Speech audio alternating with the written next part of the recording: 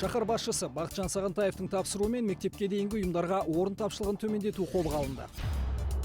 Осы орайда 670 орындық 3 мемлекеттік балабақша, 2,5 мыңдай бүлдіршінге 95 жекеменшік орталығы ашылды. Қазіргі таңда 670 орындық 4 мемлекеттік балабақша пайдалануға беріліп, 120 орындық бір балабақшаның құрылысы аяқталып жатыр.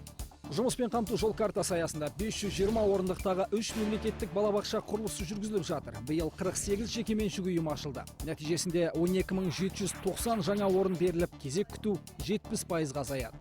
Балабақшадағы орын тапшылығын азайту мақсатында жалға берілген мемлекеттік балабақшалар қайтарылуда.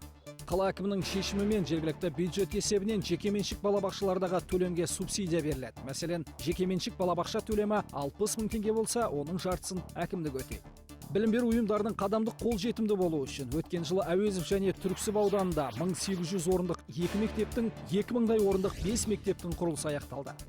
Жұмыспен қамту жол картасы аясында 12600 орындық 8 мектептің құрылысы және дәл осындай 13 жапсарлас мектеп құрылыстары басталды.